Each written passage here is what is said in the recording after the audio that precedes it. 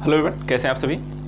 लोक प्रशासन विषय वस्तु को लेकर हम अध्ययन कर रहे हैं। अध्ययन के साथ साथ हम मुख्य परीक्षा उत्तर लेखन की तैयारी कर रहे हैं। अब तक 2 वीडियो में मैंने 2 अलग अलग टॉपिक को किस तरीके से आपको लिखना चाहिए, प्रश्न के अनुसार आपका उत्तर क्या होना चाहिए, उसको डिस्कस किया है। इसी कड़ी में आज ये तीसरा वीडियो है। इस वीडियो के माध्यम से आज हम एक नए प्रश्न को लेकर यहाँ पर डिस्कस करेंगे और देखेंगे इसका एक मानक उत्तर क्या हो सकता है।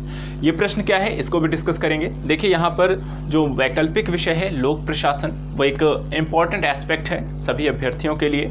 साथ ही साथ अगर हम देखें, लोक प्रशासन वैकल्पिक विषय के अतिरिक्त सामान्य अध्ययन विषय वस्तु के रूप में भी पूछा गया है और ये विभिन्न प्रकार के स्टेट एग्जाम में हमने इसका सिलेबस भी देखा है। इसलिए ऐसे भी अभ्यर्थी जिनका लोक प्रशासन वैकल्पिक विषय नहीं है, वो भी इन वीडियोस को अच्छी तरीके से देखें और समझें, क्योंकि आपके विषय वस्तु सामान्य अध्ययन की विषय वस्तु में लोक प्रशासन वहाँ पर है और उससे संबंधित यदि प्रश्न आएंगे तो आप उसको कैसे लिखेंगे या उससे संबंधित जो टॉपिक आते हैं तो आप उनको कैसे वहाँ पर डील करेंगे, उनको कैसे समझना ज़रूरी है। तो लोक प्रशासन पब्लिक एडमिनिस्ट्रेशन से रिलेटेड जो वीडियोज़ हैं, चाहे वो मुख्य परीक्षा उत्तर लेखन को लेकर हों या टॉपिक को लेकर, दोनों ही साथ साथ यहाँ पर देखते चलिए देखते हैं आज का प्रश्न क्या है और इसका एक मानक उत्तर क्या हो सकता है। देखिए, आज का जो प्रश्न है ये है, एक चिंतक थे वुडरो विल्सन, उनके द्वारा लोक प्रशासन के विषय वस्तु को लेकर एक पुस्तक लिखी गई थी।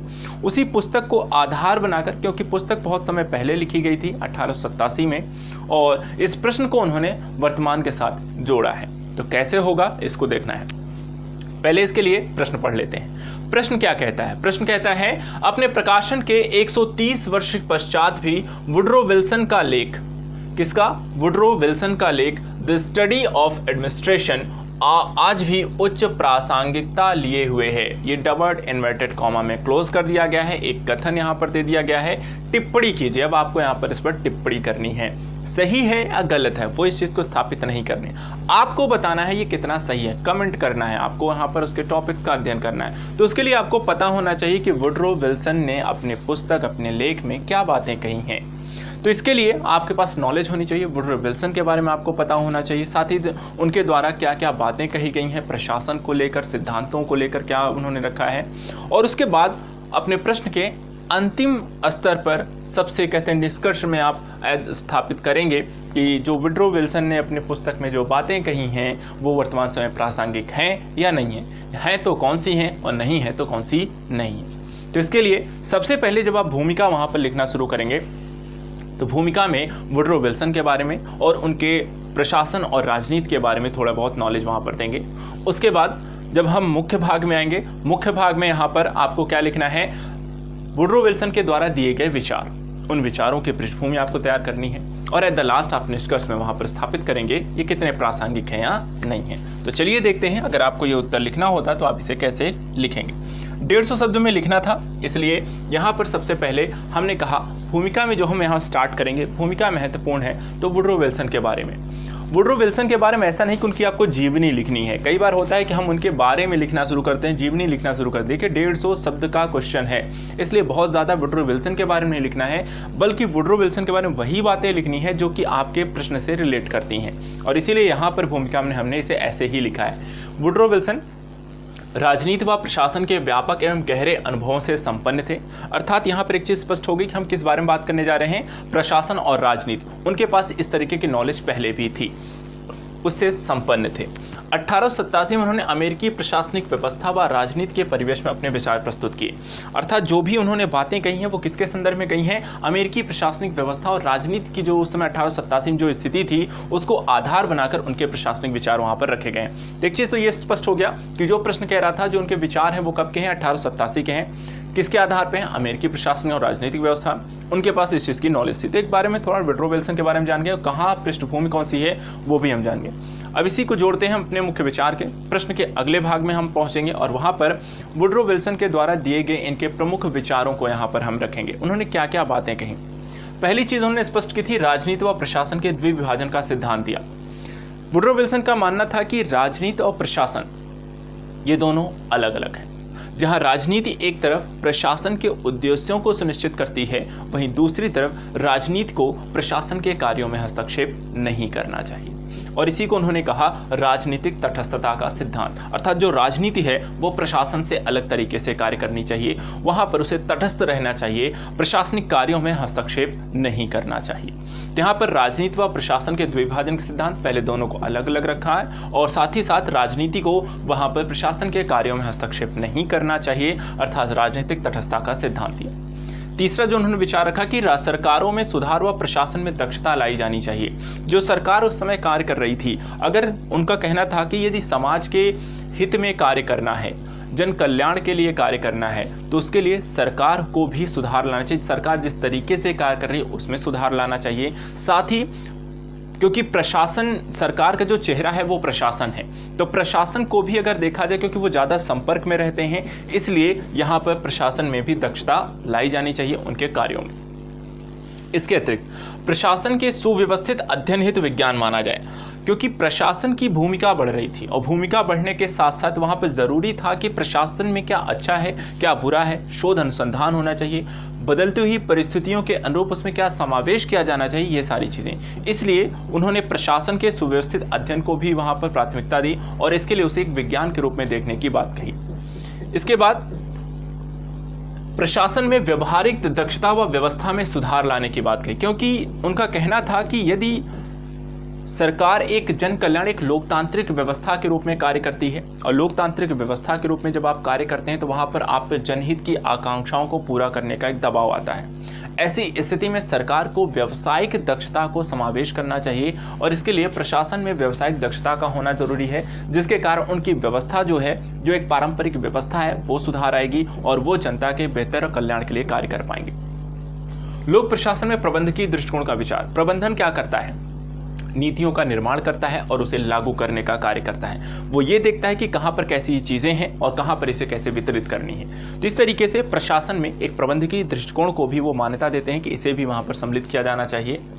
प्रशासनिक अधिकारियों के प्रशिक्षण की व्यवस्था, क्योंकि जब आप जनता के संपर्क में जाते हैं या विभिन्न प्रकार के कार्यों को आप देखते हैं तो कार्यों के अनुसार आपके प्रशासनिक व्यवस्था वहां पर उसके लिए प्रशिक्षण होना चाहिए अधिकारियों का, कि किस प्रकार के कार्यों के लिए किस प्रकार का वहां पर निर्णय होना चाहिए, किस प्रकार के हाव भाव होने चाहिए, किस प्रकार का वहां पर आपकी प्रशासनिक व्यवस्था का संचालन होना चाहिए। इसके अतिरिक्त औपचारिक प्रशासनिक व्यवस्था, ताकि अधिकारियों द्वारा अपने अधिकारों का अनियंत्रित उपयोग न किया जा सके। तो उन्होंने एक चीज़ और कही कि एक औपचारिक प्रशासनिक व्यवस्था को भी स्थापित किया जाना चाहिए, अन्यथा के स्थिति में बहुत ज़्यादा अधिकार अधिकारियों को मिलने से वो इसका अनियंत्रित होकर प्रयोग कर सकते हैं, जिसका नुकसान सरकार को और जनता दोनों को हो सकता है। इसलिए एक औपचारिक प्रशासनिक व्यवस्था की भी स्थापना की जानी चाहिए। तो यहाँ पर हमने विचारों को रखा। हमने स्टार्टिंग किया वुडरो विल्सन के बारे में, उसकी पृष्ठभूमि बताई और उसके बाद हमने लोक प्रशासन के संदर्भ में, राजनीति के संदर्भ में, दृष्टिकोण प्रशासन इत्यादि के संदर्भ में जो विचार उन्होंने दिए हमने वहाँ पर रख दिए। अब हमें ये स्थापित करना है कि इनमें से जो विचार उन्होंने रखे हैं वो कितने प्रासंगिक हैं वर्तमान समय में। तो देखें, तो वर्तमान समय निष्कर्ष पे आ जाइए। निष्कर्ष में आपको ये स्थापित करना है कि यहाँ पर आपको क्या होना चाहिए, कैसा होना चाहिए। तो वर्तमान समय में हम क्या क्या देखते हैं? एक तो ई गवर्नेंस की व्यवस्था है, ताकि वहाँ पे एक पारदर्शिता स्थापित हो सके। प्रशासनिक दृष्टिकोण, वहाँ पे जो प्रशासनिक व्यवस्था है, जो दक्षता की बात करते हैं, जो व्यवस्था में सुधार की बात करते हैं। साथ ही साथ अगर हम देखें यहाँ पर, तो यहाँ पर अगर हम देखें तो प्रशासन में जो सरकारों में सुधार और प्रशासन में जो दक्षता लाई जा सकती है, उसके लिए ई गवर्नेंस की वर्तमान व्यवस्था सबसे अच्छी है, जहाँ पर तीव्र गति से काम होता है, साथ ही वहाँ पर एक पारदर्शिता बनी रहती है, जनता और प्रशासन के भी बेहतर संपर्क बन पा रहा है, घर बैठे कार्यों को संपादित हो पा रहे हैं। तो वहाँ पर ई गवर्नेंस की वर्तमान व्यवस्था को देखा जा सकता है।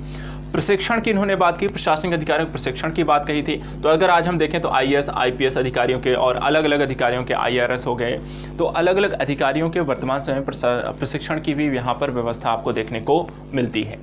इसके अतिरिक्त अगर हम बात करें, जो तीसरी बात यहाँ पर उन्होंने कही, तीसरी बात में पद सोपानिक प्रक्रिया द्वारा अधिकारियों पर नियंत्रण स्थापित है। अर्थात एक के बाद एक के बाद एक के बाद यहाँ ऊपर से नीचे तक अधिकारी हैं, अर्थात एक अधिकारी अपनी से ऊपर के अधिकारी पर जवाब दे, वो उस पर एक नियंत्रण बना कर रख सकता है।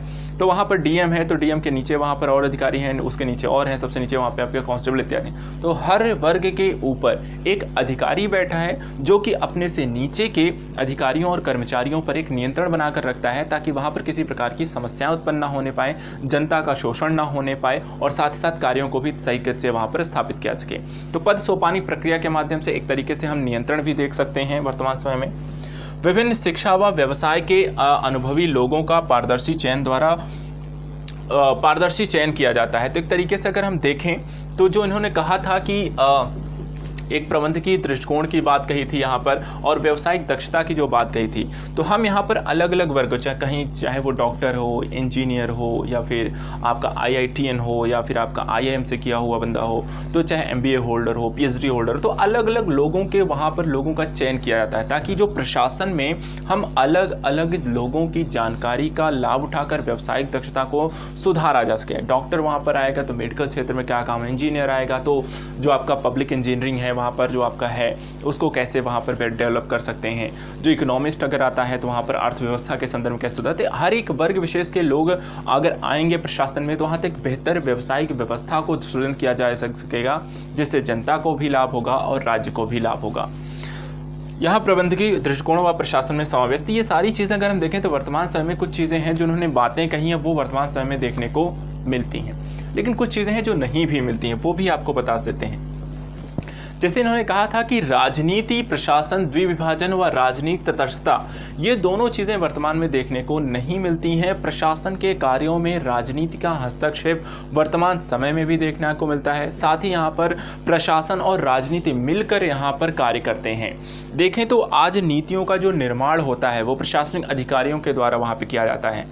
उसकी जो घोषणा होती है वो सरकार के द्वारा की जाती है, राजनीति के जो विषय आपके पदाधिकारी होते हैं वो करते हैं, और फिर उनको लागू करने का काम अगेंस्ट वहाँ पे प्रशासन के पास आता है। उसकी जो जवाबदेही होती है प्रशासन की वो फिर जनता आपके राजनीतिक पदाधिकारियों के पद होती है। तो इस तरीके से दोनों मिलकर यहाँ पर काम करते हैं, दोनों मिलकर ही नीतियों का निर्माण करते हैं, क्रियान्वयन करते हैं, और जनता के प्रति एक तरीके से जवाबदेही होती है। तो यहाँ पर राजनीतिक प्रशासन का यहाँ पर द्विविभाजन का सिद्धांत तो दिखाई नहीं देता है।